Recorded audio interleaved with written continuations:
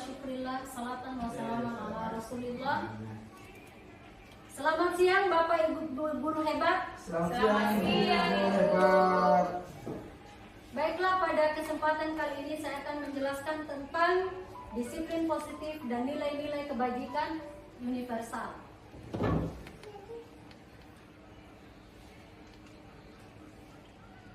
Kita lanjut ke makna kata disiplin. Dalam budaya kita, kata disiplin dimaknai menjadi sesuatu yang dilakukan seorang pada orang lain untuk mendapatkan kepatuhan. Bapak pendidikan kita, Ki Hajar Dewantara, menyatakan bahwa di mana ada kemerdekaan, disitulah harus ada disiplin yang kuat.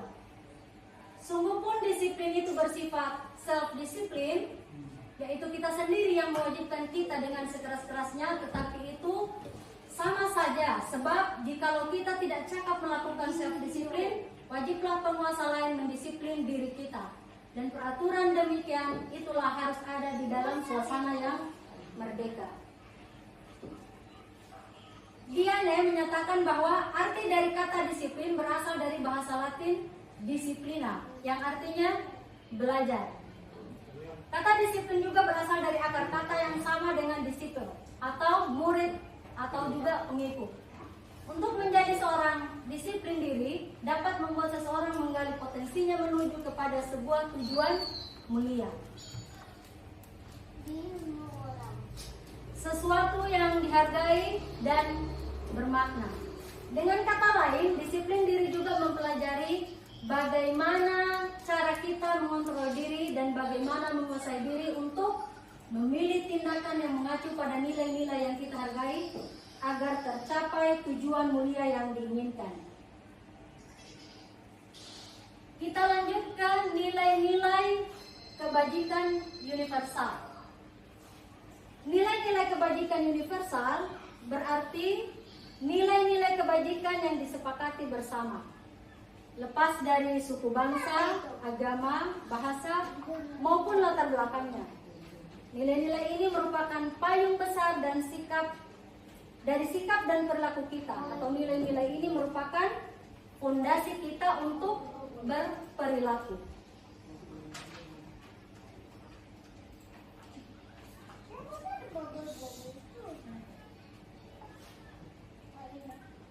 Nilai-nilai kebajikan adalah sifat-sifat positif manusia yang merupakan tujuan mulia yang ingin dicapai setiap individu. Seperti yang telah dikemukakan oleh Diane Gosen pada tahun 1998, mengungkapkan bahwa dengan mengaitkan nilai-nilai kebajikan yang diyakini seorang, maka motivasi intrinsiknya akan terbangun sehingga menggerakkan motivasi dari dalam untuk dapat mencapai tujuan mulia yang diinginkan. Hal itu juga dikatakan oleh Dr. William Glasser pada teori kontrol 1000 pada tahun 1984. Beliau menyatakan bahwa setiap perbuatan memiliki suatu tujuan dan setiap perbuatan memiliki suatu tujuan. Di semua institusi termasuk institusi pendidikan, nilai-nilai kebajikan telah disepakati bersama. Dalam hal ini adalah profil pelajar Pancasila. Nampak di sini bahwa profil pelajar Pancasila adalah dasar negara Republik Indonesia. Semua warga negara diwajibkan memahami dan mengamalkan Pancasila serta menjadikan Pancasila sebagai pegangan hidup. Dalam proses pembelajaran, Pancasila tidak sebatas pada konteks pengetahuan, namun harus sampai pada bagaimana mengaplikasikan dalam kehidupan nyata. Telah tergambar di atas beberapa profil pelajar Pancasila yang terdiri dari 6 dimensi yang disepakati oleh institusi pendidikan. Yang pertama adalah beriman, bertakwa kepada Tuhan Yang Maha Esa dan berakhlak mulia. Kemudian yang kedua adalah mandiri, yang ketiga bergotong royong, yang keempat berkebinekaan global, yang kelima bernalar kritis, dan yang keenam yaitu kreatif. Terkait dengan profil pelajar Pancasila tadi, tergambar dalam nilai-nilai positif atau disiplin positif yang akan kita aplikasikan atau akan kita berlakukan di institusi sekolah. Nah, hal itu dapat kita wujudkan melalui restitusi. Restitusi adalah sebuah cara menanamkan disiplin positif pada murid. Kemudian restitusi juga adalah proses menciptakan kondisi bagi murid untuk memperbaiki kesalahan mereka sehingga mereka bisa kembali pada kelompok mereka dengan karakter yang lebih kuat. Hal ini diungkapkan oleh Gosen pada tahun 2004. Restitusi juga adalah proses kolaboratif yang mengajarkan murid untuk mencari solusi untuk masalah dan membantu murid berpikir tentang orang seperti apa yang mereka inginkan dan bagaimana mereka harus memperlakukan orang lain. Hal ini dikemukakan oleh Charles Gosen pada tahun 1996. Nah, terkait dengan restitusi tadi, kita mengenal yang namanya segitiga restitusi. Terkait dengan segitiga restitusi, ada beberapa langkah dan teori kontrol yang akan kita aplikasikan atau yang bisa kita aplikasikan. Langkah yang pertama adalah menstabilkan identitas. Teori kontrolnya, kita semua akan melakukan hal terbaik yang bisa kita lakukan. Jadi, segitiga restitusi ini kita akan aplikasikan dalam menyelesaikan atau menemukan solusi ketika kita menemukan masalah atau kasus yang terjadi pada peserta didik kita di lingkungan sekolah. Kemudian yang kedua, validasi tindakan yang salah. Teori kontrolnya adalah semua perilaku memiliki alasan. Kemudian yang ketiga adalah menanyakan keyakinan. Teori kontrolnya adalah kita semua memiliki motivasi internal. Terkait dengan menstabilkan identitas, kita dapat melihat di sini penjelasan secara detail, yaitu bagian dasar dari segitiga bertujuan untuk mengubah identitas anak dari orang yang gagal karena melakukan kesalahan menjadi orang yang sukses. Anak yang melanggar peraturan karena sedang mencari perhatian adalah anak yang sedang mengalami kegagalan. Dia mencoba untuk memenuhi kebutuhan dasarnya, namun ada benturan. Kalau kita mengkritik dia, maka kita akan tetap membuatnya dalam posisi gagal. Kalau kita ingin ia menjadi reflektif, maka kita harus meyakinkan si anak dengan cara mengatakan kalimat-kalimat seperti di bawah ini. Yang pertama, kita bisa menyelesaikan masalah ini, atau kita bisa menyelesaikan ini.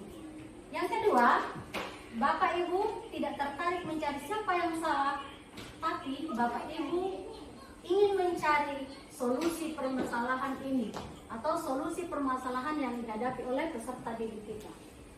Kemudian yang kedua, validasi tindakan yang salah. Menurut teori kontrol, semua tindakan manusia baik ataupun buruk pasti memiliki maksud dan tujuan tertentu. Seorang guru yang memahami teori kontrol pasti akan mengubah pandangannya dari teori stimulus,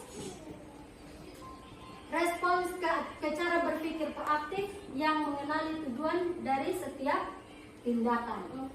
Kita mungkin tidak suka sikap seorang anak yang terus-menerus merengek, tapi bila sikap itu mendapat perhatian kita, maka itu lebih memenuhi kebutuhan anak tersebut.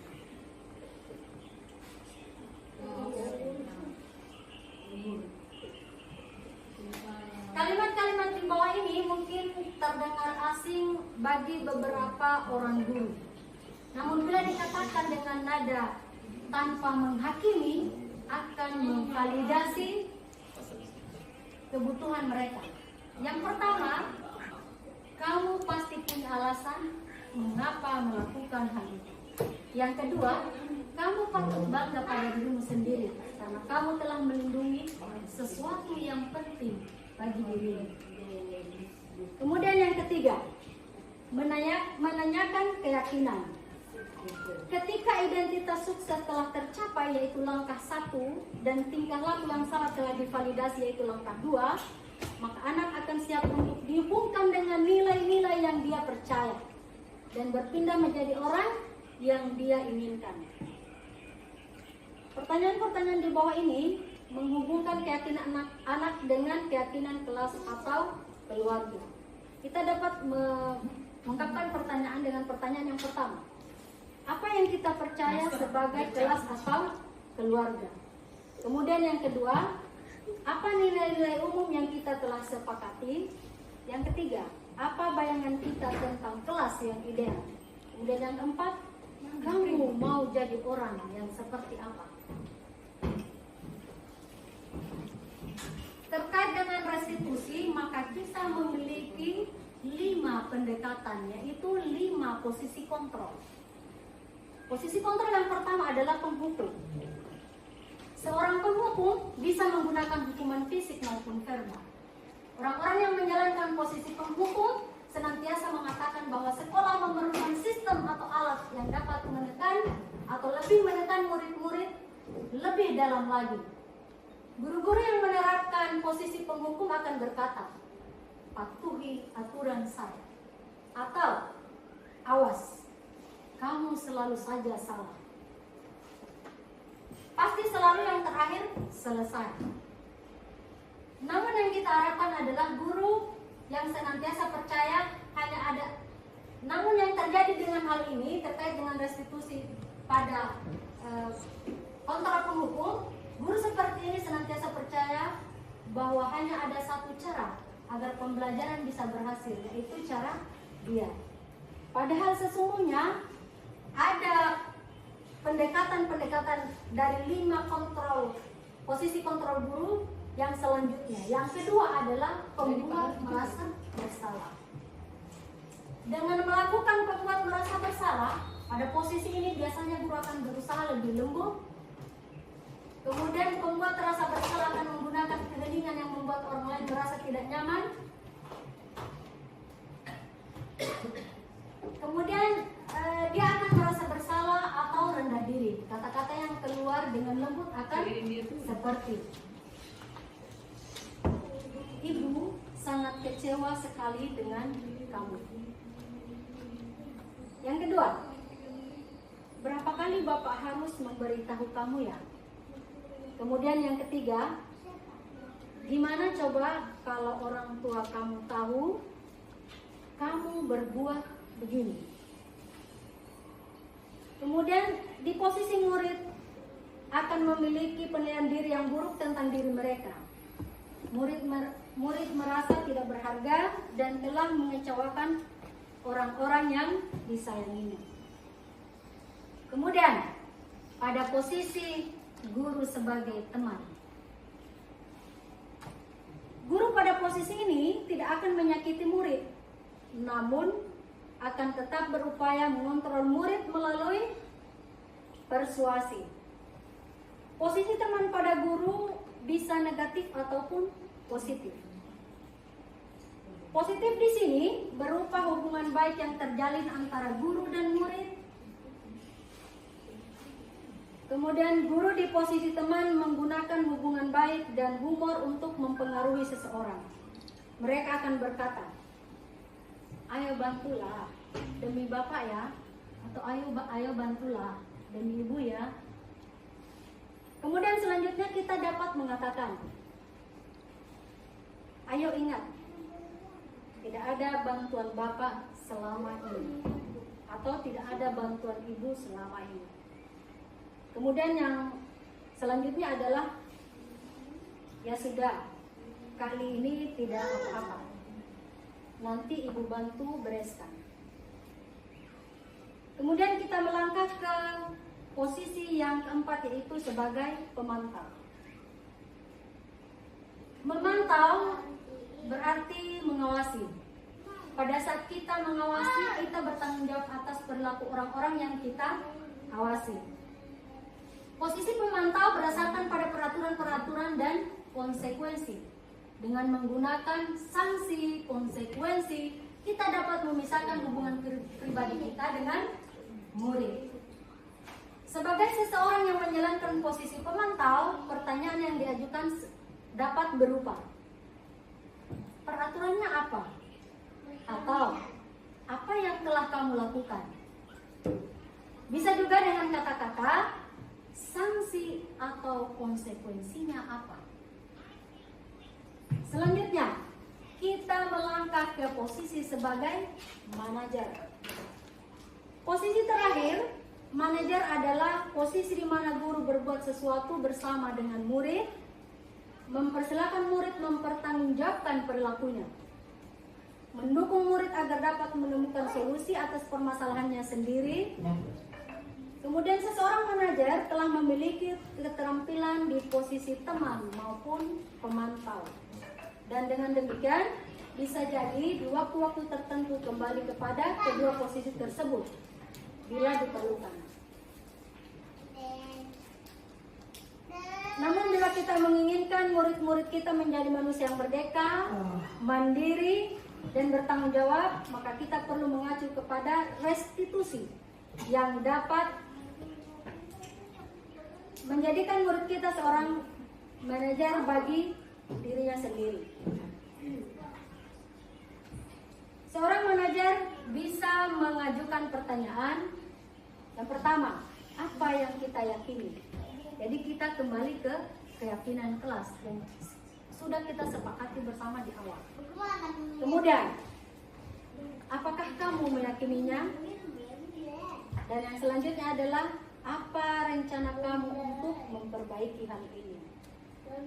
Sekarang rekan-rekan sejawat, Bapak Ibu guru hebat yang saya banggakan dan yang saya hormati yang sempat hadir pada kesempatan kali ini, kita akan mengangkat contoh kasus. Jadi marilah kita bersama-sama mencari solusi terkait dengan kasus di bawah ini. Yang pertama adalah kasus siswa yang sering datang terlambat mengumpulkan tugas. Kemudian yang kedua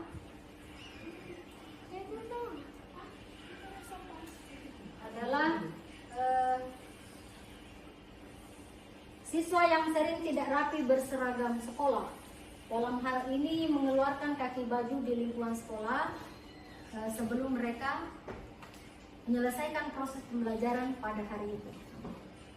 Nah, menurut Bapak Ibu guru hebat, kira-kira pada contoh kasus yang pertama, siswa yang sering datang terlambat mengumpulkan tugas, jika diselesaikan dengan menggunakan segitiga restitusi, langkah apa atau seperti apakah hal-hal yang akan kita lakukan supaya siswa tersebut tidak mengulangi lagi apa yang menjadi perilaku yang kurang positif bagi dirinya. Jadi kita ingin mendisiplinkan peserta didik atau murid supaya tidak melakukan apa yang seperti contoh kasus di atas. Saya menawarkan kasus ini kepada Bapak Ibu guru hebat untuk kita mencari solusinya sama-sama. Kalau saya kembalikan ke sini tadi, segitiga restitusi.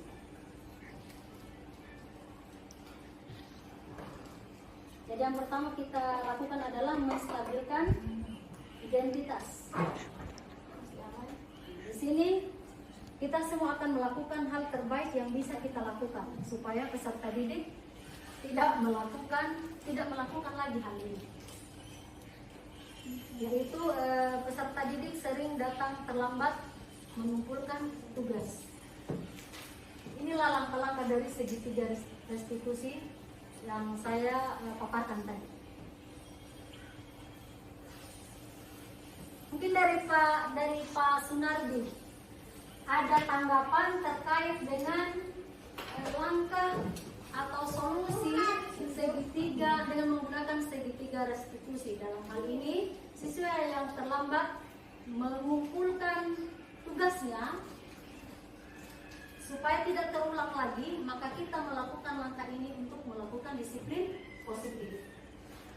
Bagaimana Pak Sunardi? Baik, terima kasih. Assalamualaikum warahmatullahi wabarakatuh. Waalaikumsalam. Jadi saya harus semangat ya.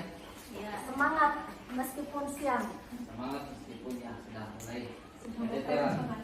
Oke baik, terima kasih Ibu Rosmina, calon guru penggerak angkatan 10 atas kesempatannya. kita ketahui bahwa tiga institusi mempunyai 3 tahapan. Yang pertama validasi tindakan, kemudian apa lagi? Menstabilkan Ya, identitas. dan identitas dulu, baru validasi tindakan dan keyakinan kelas. Jadi kalau ketika mendapatkan siswa yang dia tidak atau sering terlambat melaksanakan atau mengerjakan tugasnya, yang pertama Boleh berdiri. berdiri kan? Iya. Itu supaya lebih nampak. Yang pertama adalah menstabilkan identitas. Kita Bisa. memberitahu atau menanyakan ke siswa terlebih dahulu tentang apa kendala yang membuat dia seperti itu. Kemudian apa sih? Menstabilkan identitas, kemudian validasi tindakan apa sehingga seorang anak tersebut melakukan kegiatan yang tidak melaksanakan pekerjaan atau PR-nya di rumah. Apakah yang sebenarnya terjadi, kita bisa mencari solusi bersama. Validasi tindakannya, mencari solusi bersama. Kemudian selanjutnya kita menggunakan keyakinan kelas dengan mengingatkan beliau kembali bahwa pada sebelum pertemuan, biasanya kan dalam pertemuan pembelajaran kita sering mengadakan kesepakatan atau keyakinan kelas bahwa setiap ada tugas harus dilaksanakan. Seperti itu. Kalau saya, pemahaman saya seperti itu. Terima kasih. Assalamualaikum warahmatullahi wabarakatuh. Waalaikumsalam warahmatullahi wabarakatuh. Terima kasih banyak Pak Sunardi, calon guru penggerak angkatan 10 sama dengan saya. Alhamdulillah. Ya, saya sangat bersyukur apa yang diungkapkan oleh Pak Sunardi tadi. Itulah langkah segitiga restitusi yang dapat kita lakukan terkait dengan contoh kasus yang pertama tadi, bahwa peserta didik sering terlambat datang mengumpulkan tugas.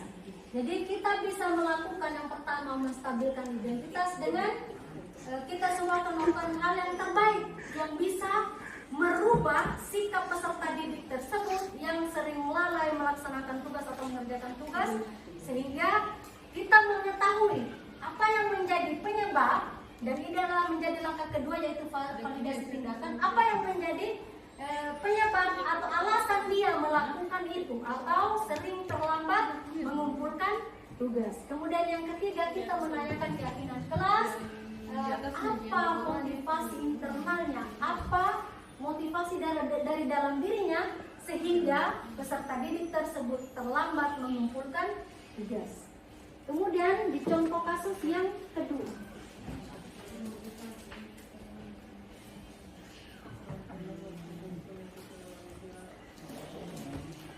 tadi di contoh kasus yang kedua, yaitu siswa yang sering tidak rapi berseragam di sekolah. Dalam hal ini peserta didik sering mengeluarkan kaki bajunya sebelum proses pembelajaran selesai, sebelum peserta didik meninggalkan lingkungan sekolah. Nah, dalam contoh kasus yang kedua ini, saya mengajak Bapak Ibu guru hebat untuk mencarikan solusi dengan menggunakan 5 posisi kontrol. Dalam hal ini, kalau posisi kita sebagai manajer, kira-kira langkah apa yang kita lakukan?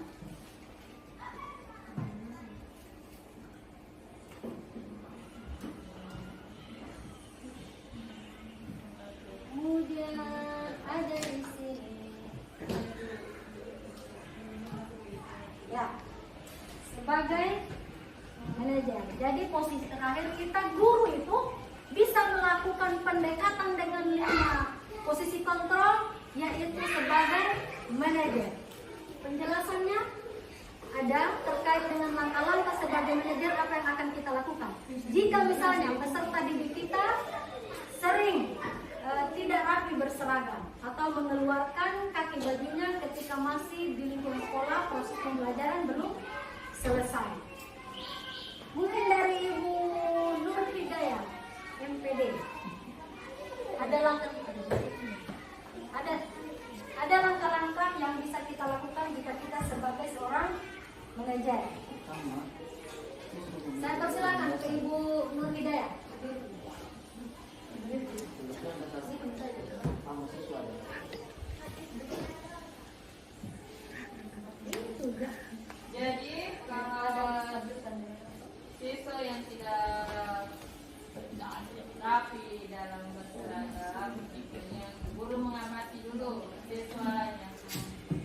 kemudian tidak rapi.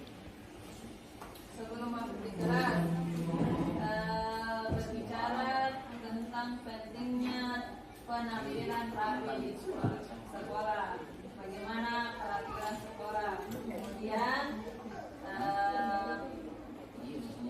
guru memanggil siswa tersebut untuk bertemu, untuk menanyakan apa alasannya,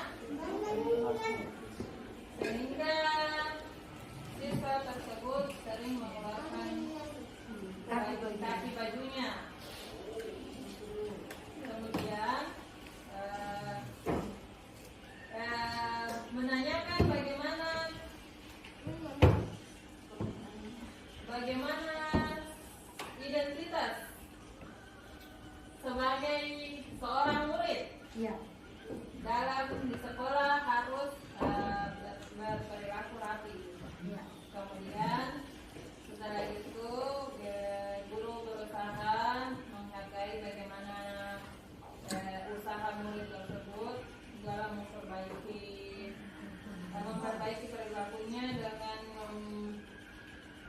lebih keras, dengan memasukkan kaki bajunya di dalam. Kemudian guru menghargai komitmen siswa tersebut dan membantu supaya besok saat pelajaran berlangsung kaki baju siswa tersebut sudah di dalam, jadi sudah rapi. Oke, itu saja. Terima kasih banyak Ibu Nur Hidayah atas solusi yang ditawarkan tadi, dan saya sangat sepakat dengan apa yang diungkapkan oleh Ibu Nur Hidayah tadi. Jadi Bapak Ibu guru hebat, terkait dengan disiplin positif memang harus kita lakukan di sekolah kita, supaya bagaimana peserta didik kita selalu berperilaku baik. Dalam hal ini memenuhi apa yang dikatakan atau apa yang terdapat dalam profil pelajar Pancasila. Semoga anak-anak kita ke depannya tetap bersemangat dalam belajar, kemudian tetap dalam perilaku-perilaku yang dapat terkontrol dengan menampilkan perilaku-perilaku dalam hal ini sesuai dengan disiplin positif. Jadi saya selalu mengajak kepada Bapak Guru Ibu hebat untuk senantiasa menangani kasus peserta didik kita dengan melakukan segitiga restitusi maupun dengan posisi 5 kontrol guru. Saya kira demikian, saya akhiri dengan ucapan Astagfirullahaladzim, la ilaha illa huwa. Terima kasih banyak kepada Bapak Ibu guru hebat. Assalamualaikum warahmatullahi wabarakatuh.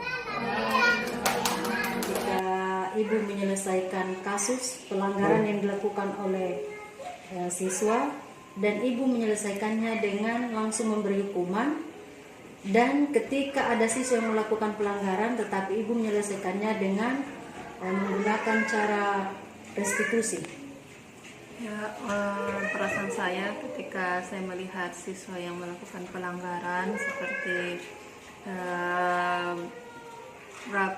bajunya yang kurang rapi, saya melakukan biasanya dengan perilaku restitusi karena akan lebih dekat dengan siswa daripada saya langsung memberikan hukuman dengan siswa tersebut.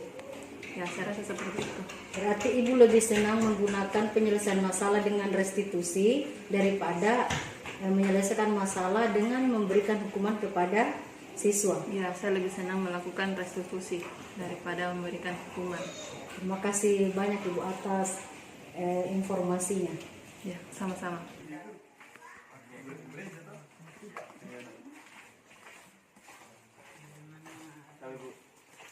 Rahman, Ya, Bu.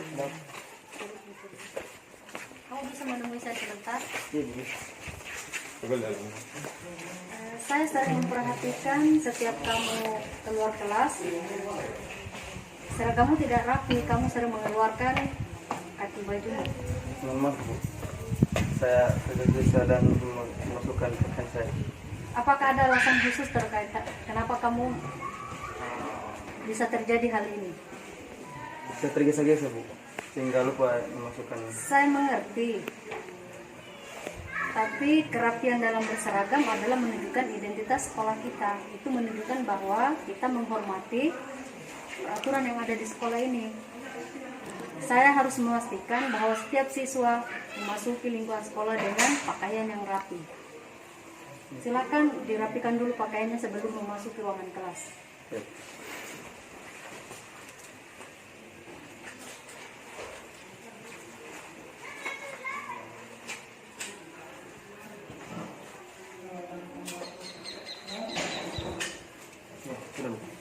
Bagus. Saya yakin Rahman kamu bisa melakukan komitmen ini dan saya sangat menghargai komitmenmu. Untuk kedepannya, saya berharap kita selalu mematuhi peraturan di sekolah ini. Marilah kita masuk ke kelas dengan semangat yang baru. Assalamualaikum warahmatullahi wabarakatuh. Waalaikumsalam warahmatullahi wabarakatuh. Selamat pagi anak-anak. Pagi Bu. Baiklah, hari ini kita akan membahas tentang penerapan disiplin dalam keseharian kita. Assalamualaikum. Waalaikumsalam. Maaf Ustaz, Ini bukan pertama kalinya ya Rahman. Saya khawatirnya ini akan menjadi kebiasaan buruk bagi kamu. Olehnya itu, marilah kita selesaikan secara bersama-sama.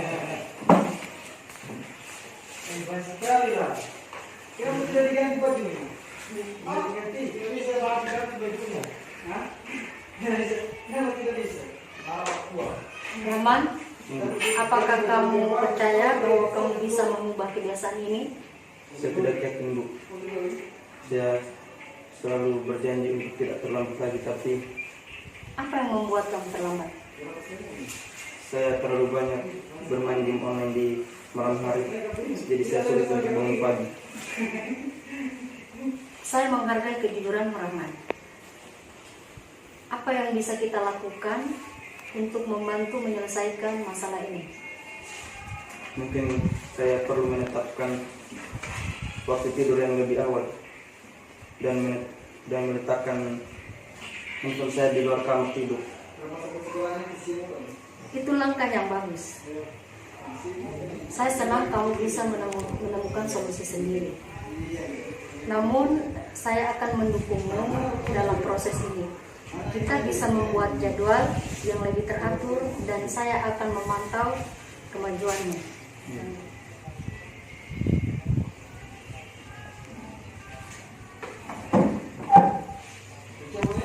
Percayalah Rahman, kita bisa melalui ini bersama-sama. Yang terpenting kita bisa belajar dari kesalahan dan terus berusaha menjadi yang lebih baik. Melakukan pelanggaran dan guru menyelesaikan dengan pemberian hukuman. Dan bagaimana perasaanmu ketika kamu melakukan pelanggaran, guru tersebut mencarikan solusi atau penyelesaian dengan menggunakan restitusi? Perasaan saya lebih senang dengan guru yang ketika saya melakukan suatu pelanggaran itu dengan menyelesaikan pelanggaran saya itu dengan restitusi, dan daripada dengan guru yang ketika saya melakukan suatu pelanggaran itu saya langsung dihukum.